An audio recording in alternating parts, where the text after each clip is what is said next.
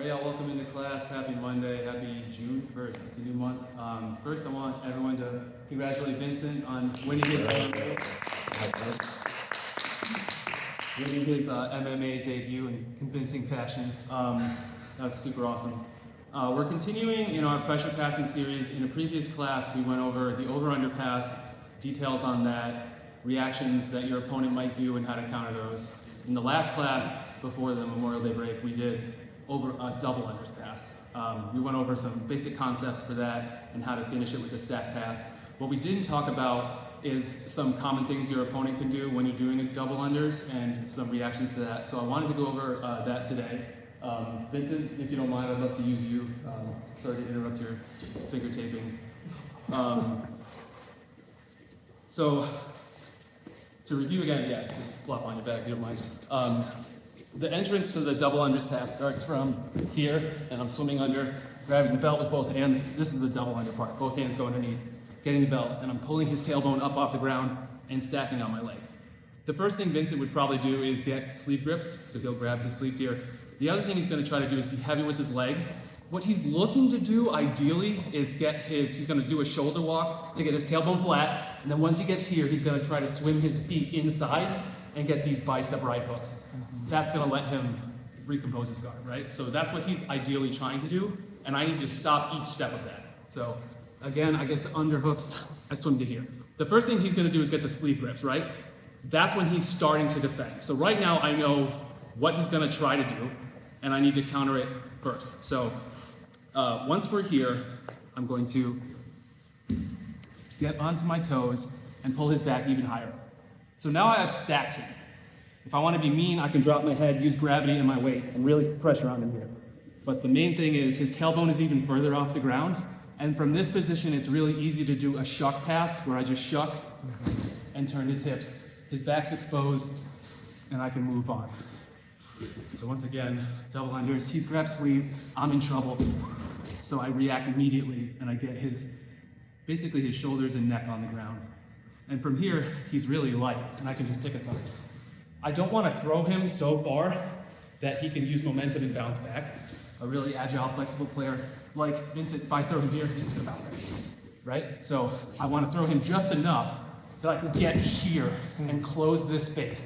Once I have shoulders exposed, I get the seatbelt grip. I can finish on side control, or I can take it back. Any questions on that stack and shuck? Let's get with our partners and try that. Oh yeah. Do you keep both grips as you shuck? Yes, that's a good question. The reason I want to keep both grips is because he can react and he's going to. So if I shuck and he bounces back, I can shuck again. So you want both grips. I've said it before, but I'll reiterate. I never let go of my grips until I don't need them anymore. Does that make sense? Yeah. When I usually struggle with this, the guys might be bigger and harder to shuck. Should I be stacking them higher, or are there any like idiosyncrasies to maybe making that weight a little lighter? Yeah, we're gonna do a technique where you stack them so high that you flip them over. So this is to say that you can't stack them too high, I would say. Obviously in here, be careful with your training partners, don't put a ton of pressure on their neck. But I would just err on getting him as high as possible here. Because the more I get him off the ground, the lighter he's gonna be. Does that make sense? Just tip. And then the other thing you can do with both grips is pull his hips towards you, close all that space. And then you're on the back. Does that help? Yeah. Any other questions? Let's get with our partners, try that 2 times each, 1, 2, 3. Any questions on the stack and shuck pass? It looks really good. Cool, so we're gonna advance this. The next step is even further stack. This is for if you're going up against someone that's like long and gangly or they're taller than you, this is a really good one. Those players tend to be more flexible and dynamic. They might try to swim in and do like spidery guard type stuff. So to nullify all of that entirely, once you get to the stack, I'm going to pull him up and put my knees together behind his tailbone. And this prevents him from getting his tailbone to the ground. Then I'm going to swim my hands up to his thighs and push them as far back as I can. This sucks for him. This is really uncomfortable. There's a number of things I can do from here. The first one we're gonna show is a lazy leg drag that we've shown before. I'm gonna start by switching my grip to pant and back here, and I'm getting my knee between his legs with his legs hooked, and I've got his pant here. I pull this down. His legs are off the ground. He doesn't really have base. He can't really go anywhere. I'm holding him here and here. This hand is going to find his far side hip, and I'm going to build up on my elbow, and I'm crushing his legs together to finish this leg drag. Shoulders exposed. I get the seatbelt grip and take the back of him. Show this again. So this is starting in the same position. I get this stack. I put my knees together under his tailbone. That's going to prevent him from shoulder walking and getting his tailbone down. So from here, I'm going to swim and come to the lazy leg drag. Oh, sorry, I forgot this thing. Here, hand swing inside, push, get his feet here. From here, hand grip, and I grab his armpit, put my knee like this, fall into the lazy leg drag. The hand that's on his leg swims for the far side hip as I build up on my elbow, pull him towards me. I've collapsed his hips, swim on to the back. Any questions on this? Let's try this 2 times each. 1, 2, 3. All right, before I address reviewing the whole thing, are there any specific questions on pieces or parts?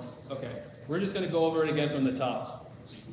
So, double unders, he's got sleeve grips. I pull his tailbone up off the ground, plant my feet, and I stack him here.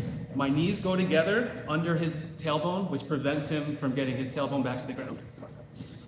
So from here, first step, left hand cross grip onto the pants. So I'm reaching across, getting the pants. First grip. Second grip, my near side hand goes from his belt to his armpit.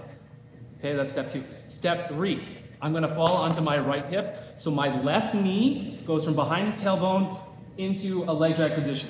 I'm switching my knee from behind him to on his knee, kneeling on his knee. Now, my right foot straightens out behind me, and I fall. So now we're here. Are there any questions on how we got here? Cool. So from here, it's pretty basic. I'm keeping this armpit grip. My left hand is on his pant. It swims to the hip. The reason it goes to the hip is because I'm trying to close space and make sure that this leg drag stays here. If I reach too high, he can use his arms, grab my sleeve, start pushing or whatever. I don't want to give him any leverage. I'm reaching close side and I'm hugging him towards me as I pull this in. And I want to staple this knee down on his knee and crush the top with my chest so he can't get away. With his shoulders exposed like this, I can go under his hand, find the collar, and advance to the back. If he's really twisting down and getting this shoulder the other way, I'll just take side control. Questions on this? All right, let's try this again a couple more times and we'll see how we get. The next step of this was more advanced and I don't want to move forward until we nail this. Sound good? 1, 2, 3. So we already congratulated the champ, Vincent, but I didn't know when we started class it was Rand's birthday, so I'm please wish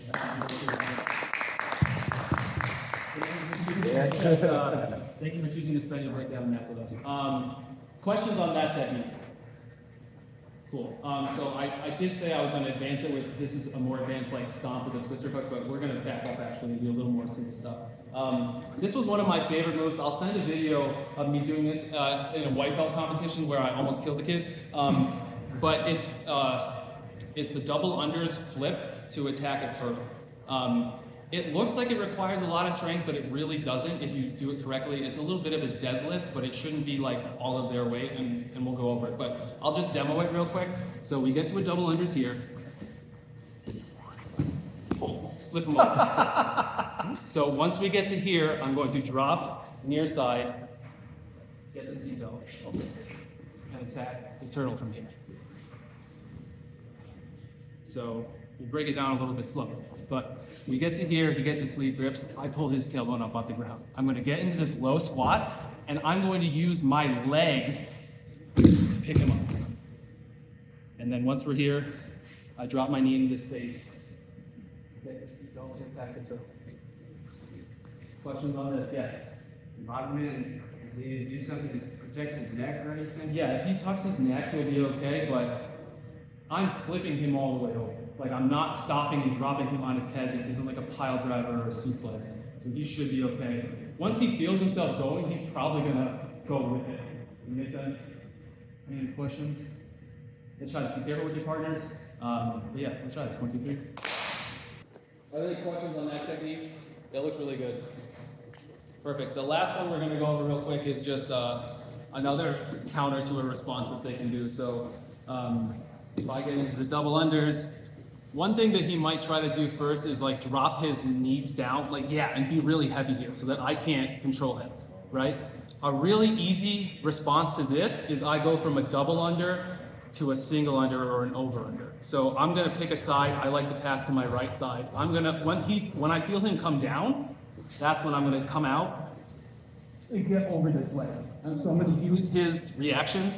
Like if he does it once, I'll be like, all right, that's what he wants to do. I'll pull him here, and then when he goes to do it again, I get over the leg. I use what he's shown me he's gonna do, and I counter it by switching over to over under. So once we get here, he drops.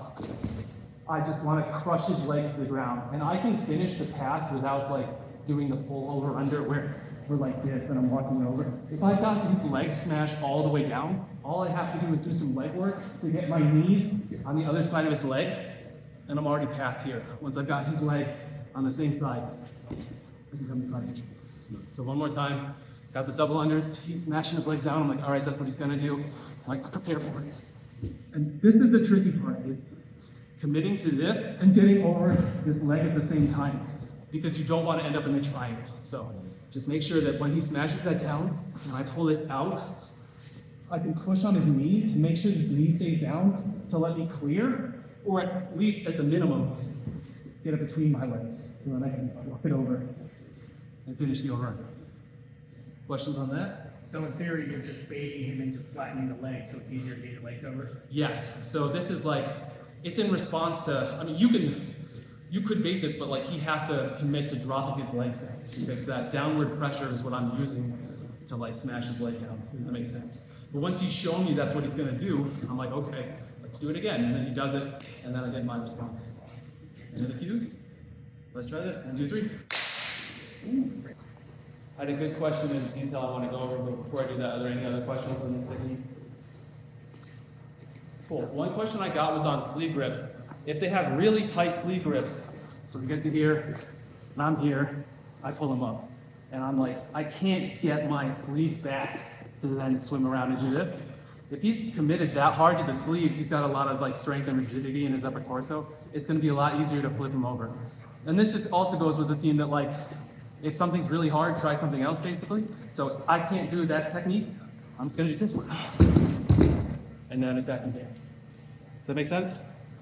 Take the path of least resistance. If I can't get my sleeves back to go to over under, fine, flip them over.